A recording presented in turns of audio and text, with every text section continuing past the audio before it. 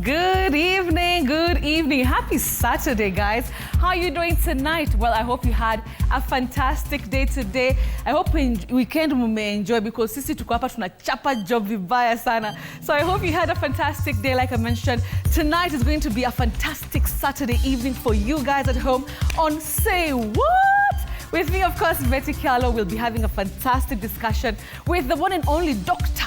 Ofweneke. Niliona last week munampenda comments kila Ofweneke. Surely it's my show, guys. But he's going to be joining us live, of course, with Pastor Su Munene.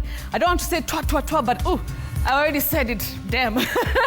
It's going to be a fantastic 1 hour and a half. Of course, we also have the top stories for you tonight. I'm so glad that you're here tonight with me. At least I'm not lonely on a Saturday evening. Let's begin the show with the highlights.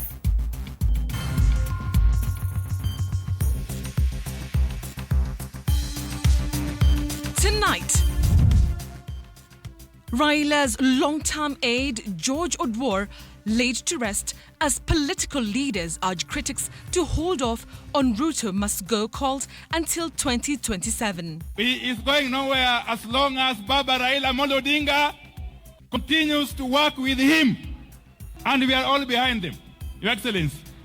Your Excellency, in this region, we are not known to be double speakers. Tunaomba tu serikali wafuatilie maneno ili akitende kwa sababu watoto wako kwa kichwa kila hawakuwa wanajua chochote. Police are investigating an incident where a man beheaded his 2 children in Konoin, Bomet County. Also tonight, family of Kenyan police officer missing in Haiti peacekeeping mission demands answers 17 days after he went missing. Imekuwa ngumu ile kukaa kungojelea ahadi zenye tunapewa tupati.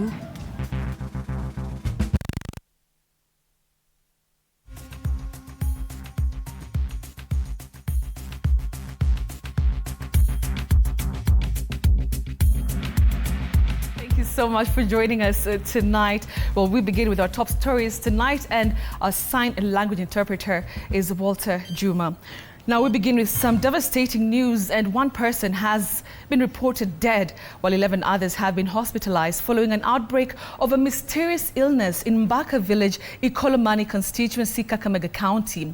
Now the family of the deceased 26-year-old Faith Ilanda, who died after falling ill, said that their kin died after complaining of chest pains. Now the hospitalized individuals are said to be exhibiting symptoms such as vomiting, diarrhea, chest pains, and among other symptoms that health workers are yet to fully identify. Now, Kakamega County Health Executive Dr. Livingston Bai stated that several patients have been admitted at Kakamega County Referral Hospital, where samples have been taken for further investigation. Now, health officials say efforts are ongoing to contain the situation and have urged residents to remain calm.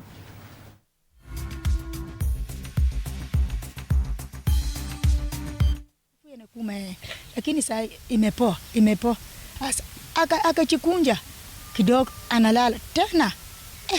Bila nilienda kwa nyumba nikamwangalia, damu yangu ikasituka kwa mwili. Nikienda kwa usiku ananiambia lazima niende nitafute hiyo kitu yao sha, na mimi sina pesa, hata saa hii hawana nguvu, nao ni vichukuu, na mimi mama yao watoto aliwaga, niko tu nao mimi shosho. Maji yenye watu wanachota hapa ni river Isiugu hii na Shisala hapo. Ndio maji ambao watu wanakunywa. Wakitaka kunywa maji safi lazima mvua inyeshe. Referral yetu wakati huu ni kama biashara. Mtu masikini hawezi kuafford kwenda wapi? Referral. Wakati walituma huyu msichana aende CT scanning ya tumbo kama CT ya Tanganya kwanza 6,000. Na mama ili hali haja kunywa hata strong tea kwa nyumba. Ikafanya amerudi na mtoto paka imefika kiwango mtoto afanye nini? Amekufa. Kwa sasa hatujajua kiini cha magonjwa haya, lakini madaktari wangu wanafanya kazi kuchunguza ili waweze kujua kama kuna outbreak yoyote. Now tonight, police in Bomet County are holding a man accused of beheading his two daughters, aged 2 and 7, and later placed their bodies in the kitchen in their home in Touch Assist village in Bomet County. And as Samira Mohammed now reports, police have launched investigations into the murder of the two young girls, with the main suspect, Jeffrey Kipkurui, currently being held at Mogogosiek police station. Take a look. A somber mood engulfed Touch Assist village in Bomet County. This is after a 35-year-old man allegedly butchered his two daughters before placing their bodies in a kitchen in their home. Watoto wameuliwa ni ango yangu. Lakini tuliachana na hao watu ilikuwa saa 5 hivi. It is alleged that the 35-year-old father of two, Jeffrey Kipkurui, beheaded his two daughters, Valentine Chepkoech and Millicent Chepngetach, aged 7 and 2, using a kitchen knife before fleeing the scene. Usiku wa leo kuna mtu mmoja anaitwa Jeffrey Kipkurui wa miaka kama 35. Aliweza kuua watoto wake wawili, Valentine Chepkoech wa miaka 7 na Millicent Chepngetich wa mwaka 1.5. Aliweza kuwachinja kwa kutumia kisu cha kukata mboga. According to Bomet County Police Commandant Edward Mbwaga, investigations into the murder of the two children have commenced, with the main suspect, Jeffrey Kipkurui, currently being held at Mogogosiek police station. Hicho kisu kimeweza kuhifadhiwa kutumika kwa ushahidi, na huyu jamaa ameweza kushikwa na atapelekwa kotini Jumatatu. The bodies of the two young girls are currently preserved at Kapkatet Hospital Funeral Home, awaiting post-mortem. Hao waliweza kupelekwa mortuary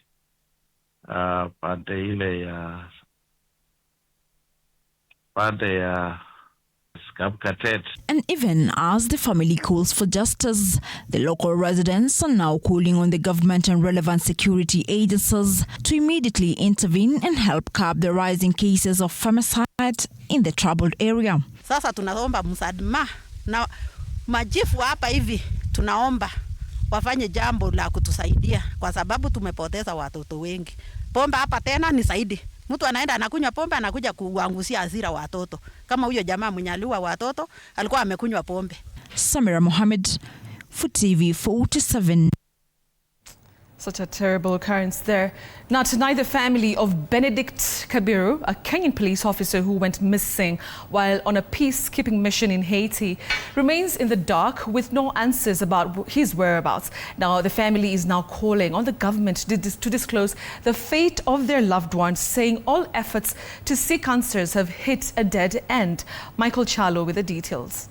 In Tamanda village, Kiambu County, the Kabiru family is living a nightmare. For 17 days, they have been tormented by the disappearance of Benedict Kabiru, a devoted family member and peacekeeper in Haiti. Every passing day, their hope fades and the pain deepens. What feels like 17 years of agony has left them grieving and lost.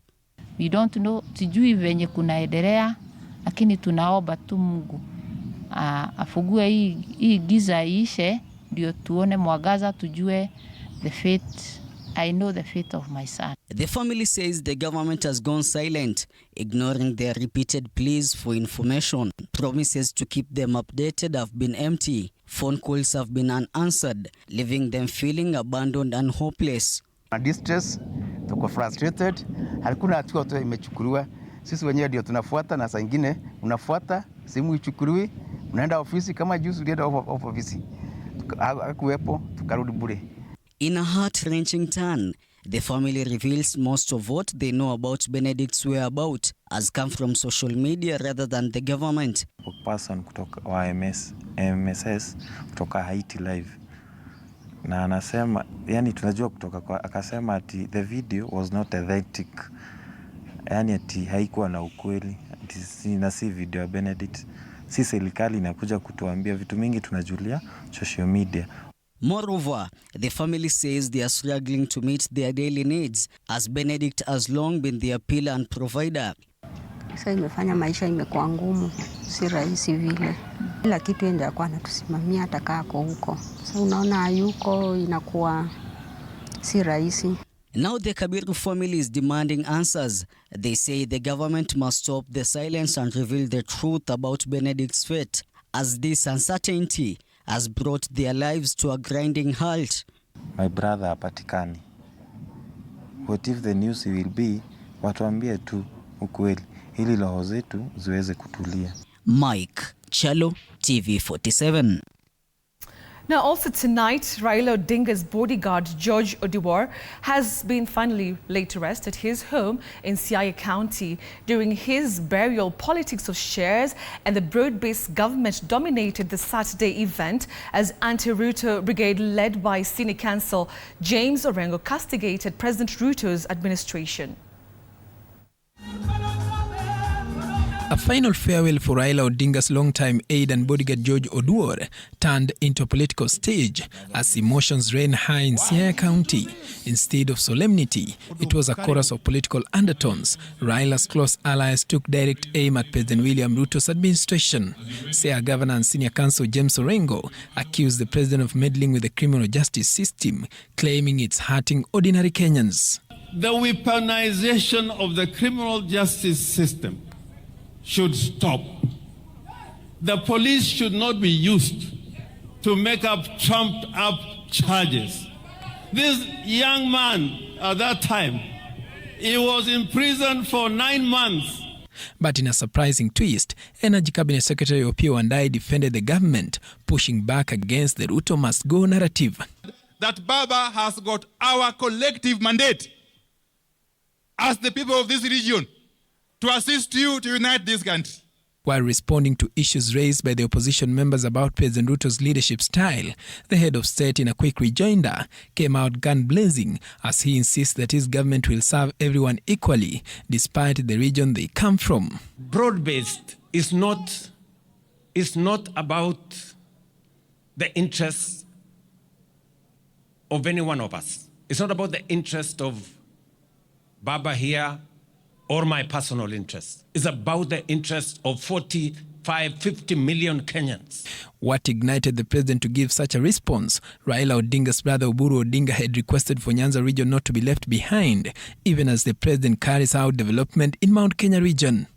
In the spirit of the broad-based government, ODM leader Raila Odinga and a special envoy to South Sudan evaded the hot and cold between Ruto and Raila's close allies. Instead, Odinga called for empowerment of devolution to ensure governors remain accountable.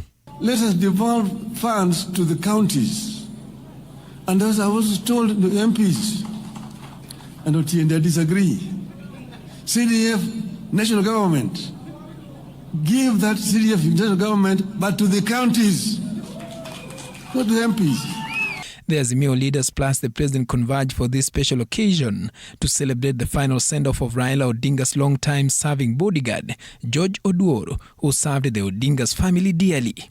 Paul Kirobi, TV47.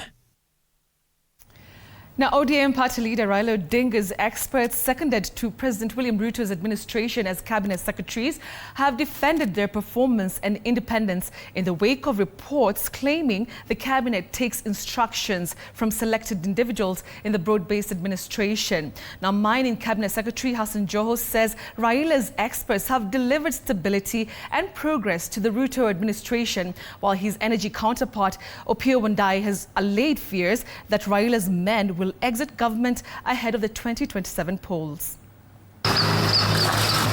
With just 8 months in office, ODM party leader Raila Odinga's bound cabinet experts, CS's Hassan Joho, John Badi, Wycliffe Oparanya, Opiyo Wandayi and Beatrice Askul have defended their performance and independence in government after critics faulted President William Ruto's micromanaging style, which they say is extreme. I've never known anybody who's come to me and told me that I've been undermined. I do my job as the Minister of Mining, Blue Economy, Shipping and Maritime Affairs without interference. Wale wa kusema, unajua, it is easy to criticize. And particularly under the current order, you just need a smartphone. You need either free Wi-Fi or data. then you have something to say. To make matters worse, in the past 2 weeks, former DP Rigathi Gachagua and former Attorney General Justin Muturi chided the cabinet as mere flower girls for taking instructions from the president's powerful allies, his aide Farouk Kibet and head of the public service Felix Koskei. And that from where we sit, Your Excellency, there is no turning back. We have made a decision that we are working with you and we are doing this to the end. President Ruto, who has in the past condemned his cabinet for being incompetent, only to reshuffle the cabinet, also described Muturi, his former AG, as incompetent and fired him, raising questions on the fate of the broad-based government due to ODM's insistence that the party will field a candidate in the 2027 polls. Wakati uchaguzi kifika, ODM itakuwa kwa kiwanja. I think Raila will be a candidate. BAMBA the 6th. It is inescapable. The other scenario you want to look at is Raila now returning to the opposition. And I can see Gachagua, Kalonzo, and others with a lot of jitters. Because, as I said, Raila does not play second fiddle to nobody. And therefore, when he comes to the opposition, he will come demanding support. And I'm sure he's going to get resistance. But politics is a game of the possible. So you don't know what the opposition is going to decide. President William Ruto's administration is a fourth after previous MOUs between Odinga and former Presidents Daniel Moi, Mwai Kibaki, and Uhuru Kenyatta, with all the MOUs having an impact in the subsequent general elections. Apol Kamau, TV47. Thanks, Apollo, for that. Now, tonight, for more than a decade, victims and survivors of human rights violations have been waiting for their share of the 10 billion shillings Restorative Justice Fund launched in 2015. And still, there's no hope as the fund remains non-operational. Now, human rights groups now want the Office of the Attorney General to launch investigations into the funds. Elizabeth Atina tells us more. A day that seemed like the dawn of justice.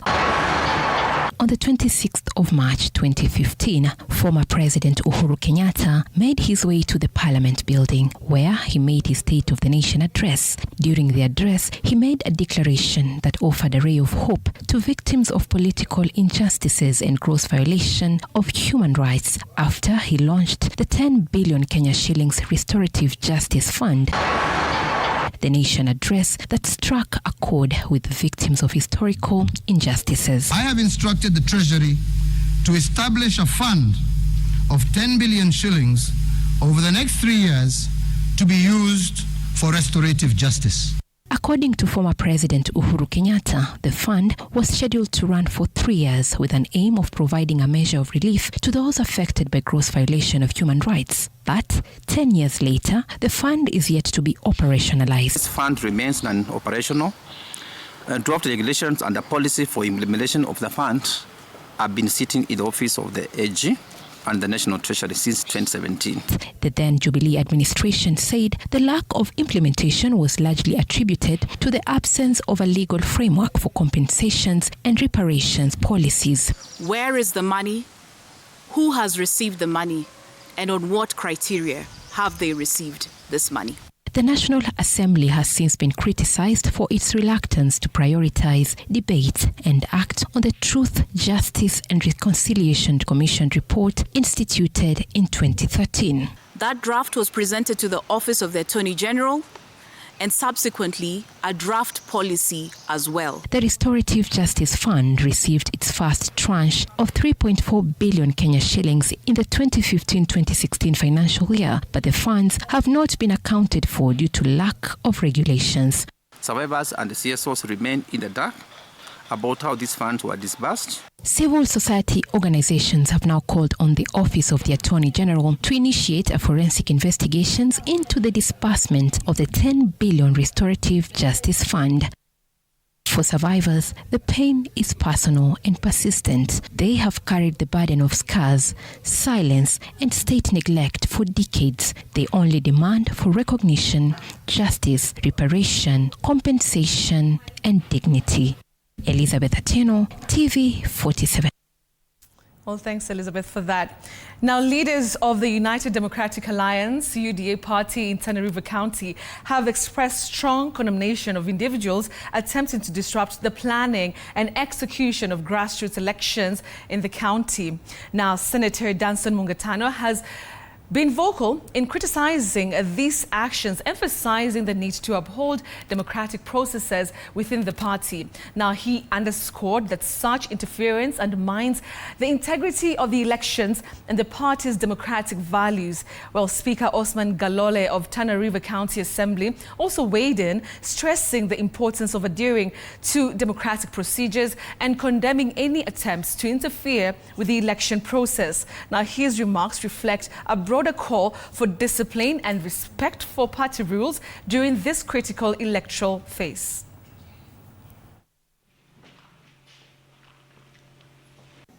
Leo mumetuharibia na mumeharibu election, hamtaki kufanya ukweli, na sisi tunaambia watu wetu, supporters wetu, musi-participate kwa hii election. Musiingie kwa hii election. Hii election ya uongo, election ambayo imepangwa kuiba kura na kujustify mambo ambayo ni ya uongo hapa Tana River. It is essential to understand that our team has always faced significant expenditures and efforts while both in Nairobi and Tana River. It's crucial for the senator to recognize that complaining about these expenses is unbecoming, especially given his position as a senior official. Receiving the senator's ticket in the previous election 2022 does not guarantee automatic re-election. We shall all advocate for fair competition and democratic process. Tumefanya uchaguzi na tumetimiza ya kuwa na tumefanya na usalama kabisa. Na tumepiga kura mzuri ya UDA na tumemaliza. Kwa hivyo wale ambao wametumwa kutoka juu kina Kaindi na Maura, tunashukuru wao wametufikisha kura mapema, sanduku mapema, na tumepiga kura mzuri. Now, street children in Mathare constituency are decrying the harsh conditions they face, including poor living environment and lack of government support in accessing basic needs like shelter, food and education. Now, speaking during the International Day for Street Children, the children shared their daily struggles. Now, the group accused the government of neglecting them despite being part of Kenya's future. Now, they are now calling on President William Ruto to initiate empowerment programs that will help them secure jobs and build stable lives away from the streets.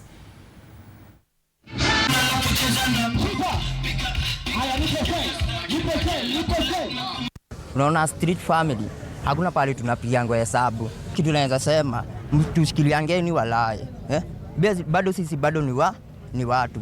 Chance ikipatikana mnatutoa huku kwa base. Alafu pia as much as people wanasema to the voice of the girl, how many people can vow ati kuna voice to the street women?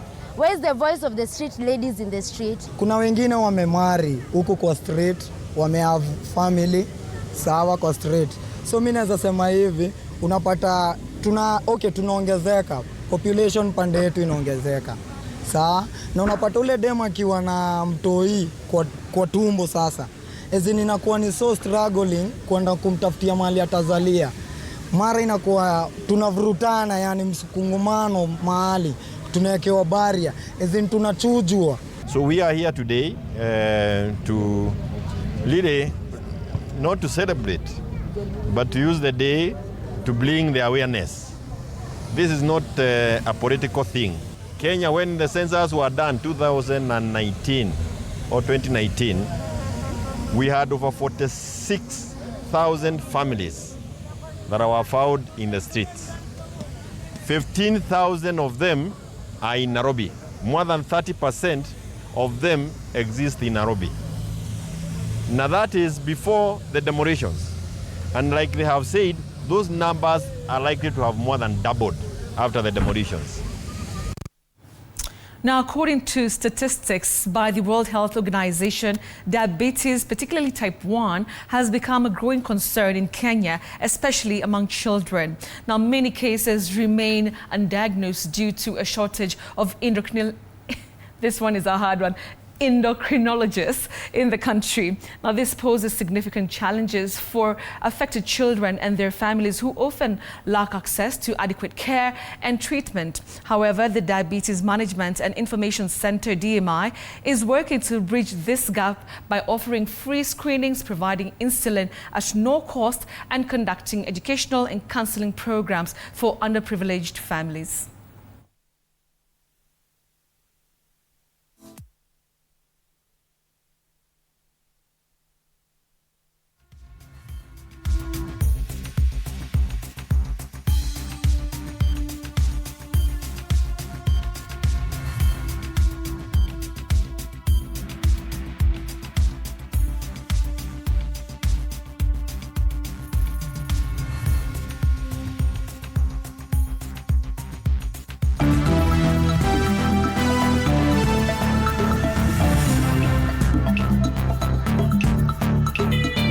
Sports News brought to you by Maybets.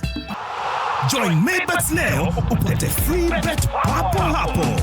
Fanya hivi, chagua home team to win, yani number 1 au draw X au away team 2 kwa game ya siku ya free bet. Weka namba yako ya simu, weka password ya account yako. Chagua submit free bet. Utapata free bet kwa account yako ya Maybets. Usisahau kuverify account yako. Kama hutakuwa verified, utapoteza free bet yako after 2 days. Betting is strictly for 18 years and over. Play responsibly. Terms and conditions apply. BCLB number 0000578. Maybet na minia na najishindia.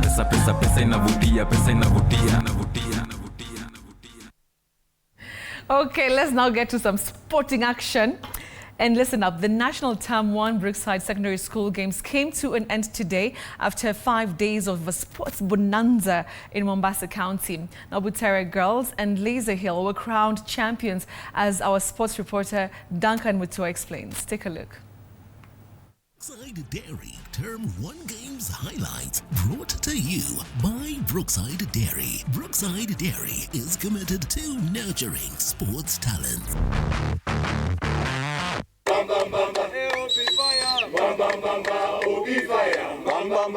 It is done and dusted after 5 days of sports action here in Mombasa as the National Secondary School Term 1 Games comes to an end. Games zimekuwa very tough, and in fact in the history of the Term 1 Games, hii ndio naweza sema kwamba the 2025 edition imekuwa too fast paced, and this is as it should be. We are very, very happy. Rugby. Vihiga are the new champions. They stand Kisii 14-6 in the final, while 2024 champions All Saint Embu finished third after defeating Upper Hill. Imetubidi tupambane. Hatuja vile ambao mnaona walikuwa mbele yetu kiasi, lakini tukakuja hapa tukaongea tukasema licha ya kwamba ni moto lazima tupambane sisi kama wana Vihiga. In the basketball girls category, Butere bagged their third national title in a row. They were unstoppable against Kaya Tiwi, winning the final 76-53. It has not been so easy. We've been working hard. We found this place so hard for us to adapt. We only focused on our mental strength. We adapted with the weather and we realized it favored our side. While in the boys basketball category, Lesail had the new champions. They stand defending champions Dr. Agri 71-69. We recollected ourselves, we changed our strategy, and my boys did one heck of a job. They went in, they gave their heart out in that game. Handball. Defending champions St. Luke's Kimilili retained their title after stunning Kamito 35-19. Mechi tumecheza vizuri na zimekuwa nzuri. At least tumeweza kuonyesha kwamba sisi ni mabingwa na tunafurahia pia kwa vile tumecheza. And in the girls category, Moi Girls Kamusinga beat St. Joseph Kitale to retain their title after 24-14 victory. Done and dusted here at the Shimo Latewa High School as the National Secondary School Brookside Games comes to an end. And focus now, we shift to the East Africa Games set to take place in August 2025. My name is Duncan Mutua. Brookside Dairy Term 1 Games highlights brought to you by Brookside Dairy. Brookside Dairy is committed to nurturing sports talent.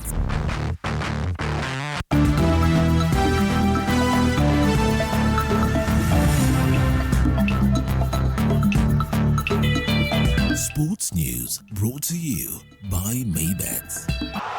Join Maybets leo upate free bet papo hapo. Fanya hivi, chagua home team to win, yani number 1 au draw X au away team 2 kwa game ya siku ya free bet. Weka namba yako ya simu, weka password ya account yako. Chagua submit free bet. Utapata free bet kwa account yako ya Maybets. Usisahau kuverify account yako. Kama hutakuwa verified, utapoteza free bet yako after 2 days. Betting is strictly for 18 years and over. Play responsibly. Terms and conditions apply. BCLB number 0000578. Maybet na minia na najishindia. Pesa inavutia, pesa inavutia.